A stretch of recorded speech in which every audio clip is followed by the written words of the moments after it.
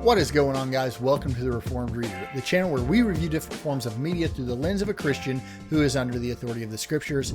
My name is Josh, and today we're going to be doing a book review of The Heart Taker by A.M. Wiley. Now, this is from the same author who wrote Weird Space, which you guys know how much I love this book, but this is sort of that teenage horror monster story. So before we jump into the review, let's first go over what is this book about.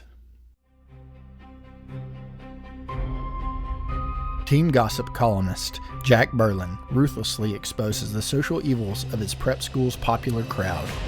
But when 4 boys in a neighboring town turn up dead, their hearts removed, Jack goes hunting and finds a dark connection between the murders and Delilah, a beautiful new girl at school.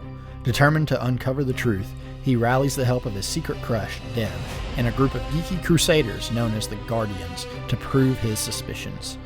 As the school falls to Delilah's whims, Jack unearths her horrifying secret and discovers that Delilah isn't the only threat they're facing. And unless he and his friends can unravel the rest of the mystery, Jack will lose everything, including his heart.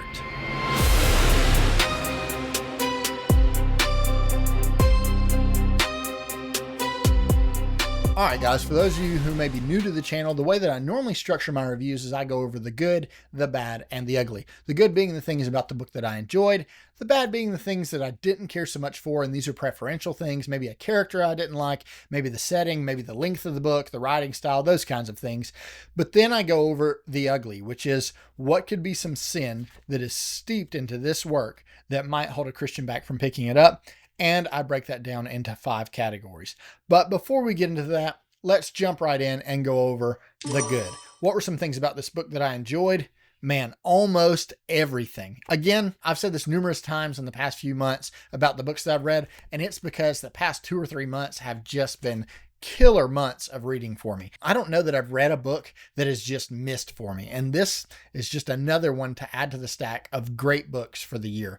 So let's start first with the characters. We're sort of following that same group of teenagers, kind of like the Goonies, sort of the outsiders, the outcast of school, you know, maybe the not so popular. So you're dealing with a lot of those archetypes within the group. So you have the leader, which is Jack. You know, you've got sort of the crush, which is Deb. You've got so on and so forth. So you have these characters that are each playing a role and are each a piece on the board that move at different paces and for different reasons to get us the overall story. So our characters are great, and I don't want to make it sound like they're not memorable because they are.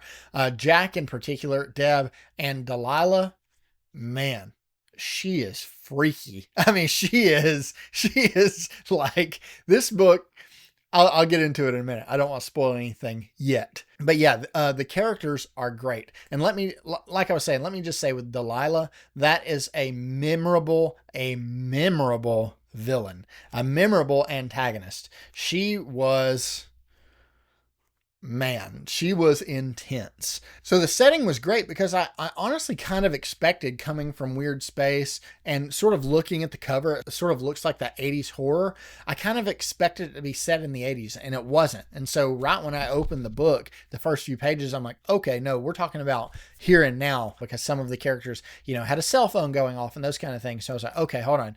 I just kind of need to recalibrate my brain for a second, because I convinced myself that we were in a past setting when we aren't. This is the current climate. And it really worked well, because when I was looking forward to reading this, I was definitely like, oh, this looks like that 80s horror movie. It looks like those covers at Blockbuster that my dad used to pick up, and the flashier the cover, you know, the quicker he was to pick it up and make sure he rented it. Especially, I mean, look how sinister that claw right there is. And let me just say that she lives up to her namesake. And part of the reason for that is because a lot of the books that I've either read or heard about that are sort of this teenage high school horror monster story are set in the 80s. And so it was just really refreshing to get that change of setting. I mean, really, really refreshing. I appreciated it so much that Mr. Wiley decided to, you know what, he definitely could have went that route. And he's like, no, we're going to do here and now and see how they solve these these problems, maybe with modern technology at our fingertips, and maybe show how they aren't really that much of an advantage. So the setting was great, characters were great, the pacing is spot on. It is super, super fast paced. For those of you guys that saw my review for Weird Space, you know that Weird Space is also really fast paced, and this was just as quick paced. As you can see, it's not a thick book. I think it's like, yeah, it's 250 pages. Yeah, it's not a very long book at all. I think somebody could sit down with this and read it in a day or two. I wanted to take my time with it a little bit just because I'd been looking forward to getting that sort of horror and spooky read around Halloween. And this definitely gave me what I was looking for. But the pacing is super quick. So just, hang on to your seats is really all I have to say there. So the characters, the setting, the pacing, fantastic. The plot's great. It's not something that's going to be like, it's going to revolutionize storytelling. I mean, there are tropes for a reason, and I'm not saying that he's leaning into those tropes here, but it is definitely for those people that are looking for that teenage monster story. I mentioned in my review on Instagram that this reminded me a little bit of The Faculty. For those of you guys that watched that movie, it has that type of feel to it. It is that looming dread, but you did have sort of that big bad that was constantly chasing him. So I would say it's like if you were to take The Faculty and the Halloween movie, like Michael Myers from the Halloween movies, and put your hands together, that's kind of what you got. Except for imagine if Michael Myers wasn't slow and was hot on your heels the entire time. As far as the prose goes,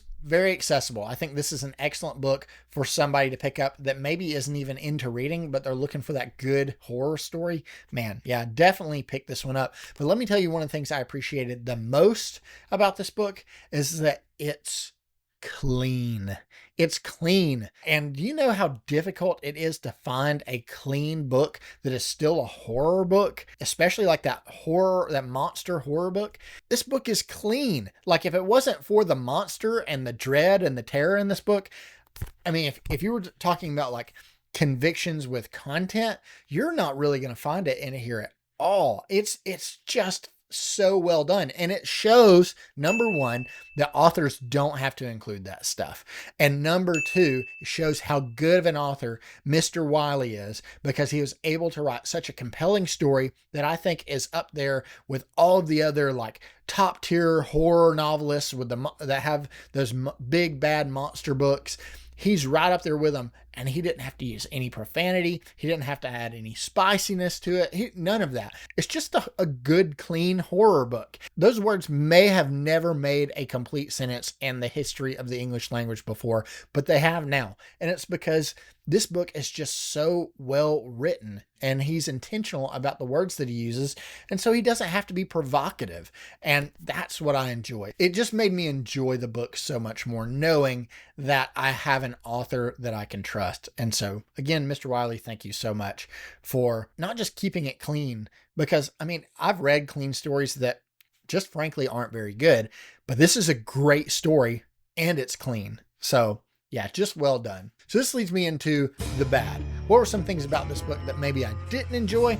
And the only like negative mark that I have is that I got thrown for a loop kind of right in the beginning, because I assumed that we were in the 80s. Then the first, I think maybe it's the prologue or the first chapter, it really threw me off for a minute. And so I was like almost disoriented as a reader, because okay, hold on, I was expecting this and I got this other. And so it wasn't an issue with the author. It wasn't an issue with the work. It was an issue with me, because I had expectations just based on my own assumptions that were completely wrong. And so after that first chapter, I was like, hold on. And so I went back and reread it, understanding really where we were at and what was going on. And it definitely helped. But I do just want to tell you that it kind of threw me for a loop at first, because I was like, whoa, hold on, pump the brakes. Where are we at? What's going on now? But other than that, I didn't see anything in here that I would prefer to be different or to change at all.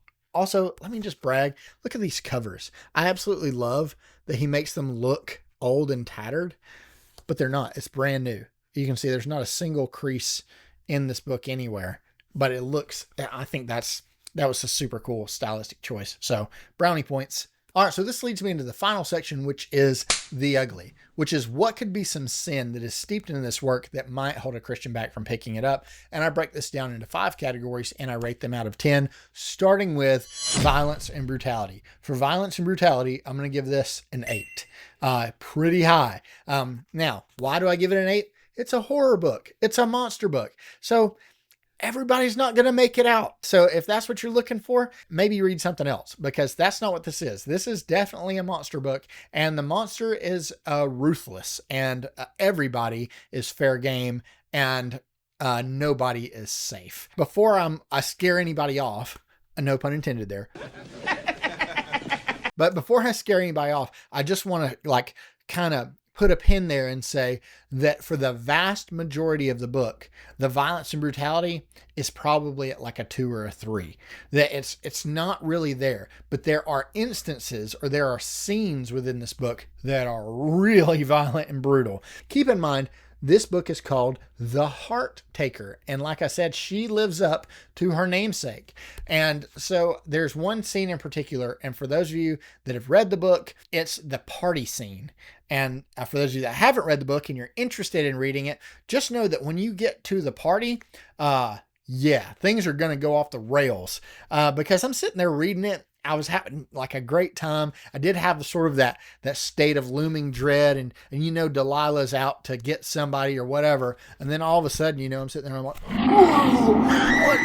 Like, oh, I mean, it was one right after the other. It was intense. So yeah, I was like, whoa, Mr. Wiley, you went there. And I'm just going to tell you, it lands. I don't want to give spoilers away. I really don't. But yeah, it was, this is a horror book, and Mr. Wiley definitely accomplished his intent there, is that there was a couple of horrific scenes, and that to me was the one that stood out. I was like, oh man, because then that's when you really get to find out what our characters are facing. But for the most part, and again, everybody's like, oh, he always says that. But for the most part, it's not really violent or brutal. It is sort of that state of looming dread in the background. And then there's instances of where our monster is thrown right in front of the camera, right in your face. And our characters are going to have to deal with that quite a bit.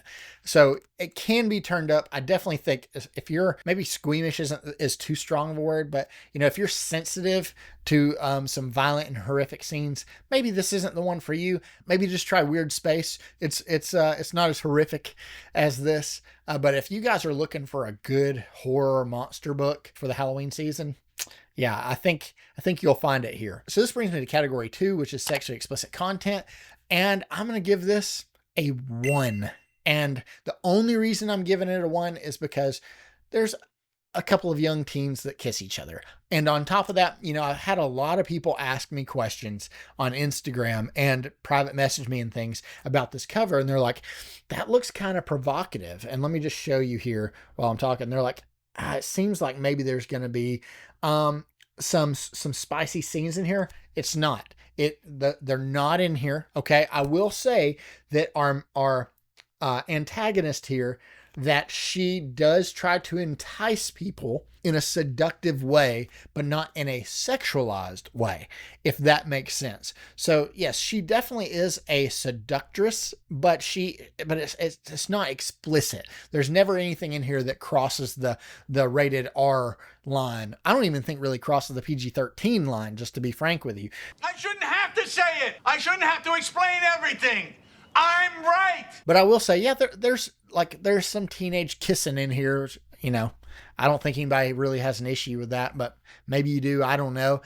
But our main antagonist, Delilah, yeah, she's definitely entices some of the young men, but it's never with anything explicit. So this brings me to category 3, which is language. And for language, keep it real short and sweet. It's an absolute 0. There's no language in here. I mean, maybe there's some harsh words, and I don't mean expletives. I just mean like calling somebody dumb or stupid or something like that, or maybe there's some teasing going on, but there's nothing in here that's explicit or vulgar or profane whatsoever. So this brings me to category 4, which is gratuitous inclusions. And for gratuitous inclusions, it's not in here, guys. Absolute 0.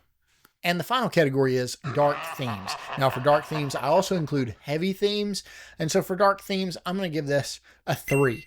Now you're like, wait a second. You just told us this is a horror book, a monster book. There's some violent and brutal scenes in here. And you're going to tell us that the dark themes is like a 3. And the reason is because while it may be violent and it may be brutal, it's not heavy. It doesn't weigh on me. There's nothing dark in here spiritual whatsoever. There's nothing that's going to like draw somebody back or pull somebody out of the story in a spiritual sense. And I don't even think there's really anything heavy in here. Yeah, there's some people that don't make it out. And if that's what you're counting as heavy, maybe this just isn't the genre for you. And you know what? It's not. Horror is not the genre for everybody. It's not really the genre for me. But that should say something about this book because I'm not really a huge horror fan and loved this book. So for dark themes, yeah, there's a couple people that don't make it out, but there's nothing really heavy in here that I think gets discussed whatsoever. Not enough that I think is going to prick your conscience in any way or to convict you and make you think, maybe I shouldn't read this. It's just a good, scary story. So this leads me to the final question, which is, would I recommend this to a Christian? And the answer is absolutely I would, especially for the Halloween season. If you guys are looking for a short, quick, fun, kind of scary monster story, look no further because this just knocks it out of the park. And on top of that, like I said before, and I'm going to say it again, and I'm going to champion it forever, it's clean. So you can trust that not only can you read this book, and some people are going to be like, oh, it's a horror book that's clean. That sounds, what is this, Ted Dekker? Or whatever. No, this is excellent. This is, to me, this is the type of horror story that I want to read, especially from an author that I now know that I can trust, which I knew that ahead of time. I've talked to Mr. Wiley several times. I consider him a good friend and just absolutely love his work. And again, this wasn't sent to me. I purchased this with my own money because number one, I want to support Mr. Wiley. And number two, it's phenomenal. So if you guys are looking for that scary monster story, maybe that 80s like horror monster movie, you like those kind of movies, maybe the older Halloween movies or like The Faculty, those kinds of things. Yeah, I think you're really, really, really going to enjoy this. So imagine, it's like, who would I recommend this to? Imagine the Goonies, but instead of trying to hunt down pirate ships, they're being hunted by a monster.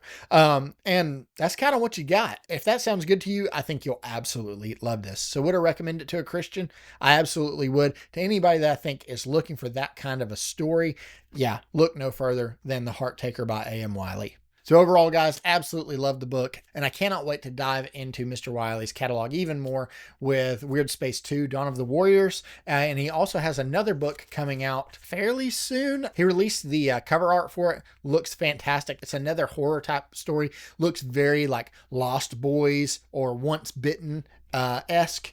Again, I absolutely love these covers, and if I'm not mistaken, it is Mr. Wiley's brother that does the cover art. So shout out, man, these covers are killer. Again, no pun intended, but it fits. But yeah, these covers are just phenomenal. And so for anybody that sees this, that is a fan of horror and they're not immediately drawn to pick it up, there's just something wrong with you. So I absolutely loved it. So thank you guys so much for coming and hanging out with me and listening to me ramble about The Heart Taker for a little bit. If you guys have any questions about the book or you just want to chit chat about it a little bit, leave me a comment down below. I am happy to answer anything. I love talking to you guys. So yeah, just leave me a comment down below if you have any questions whatsoever. Maybe you have some reservations I'm just curious about this. Maybe, I personally have stronger convictions about these things than others. So, do you think I love having those discussions with you guys, which leads me to, guys, please share these videos with your Christian brothers and sisters, because it is my goal with this channel that I can be a good resource to my brothers and sisters in Christ so that maybe I can help us spend our time, money, and energy a little more wisely on things that honor the Lord. So again, thank you guys so much for watching, and I'll see you on the next one.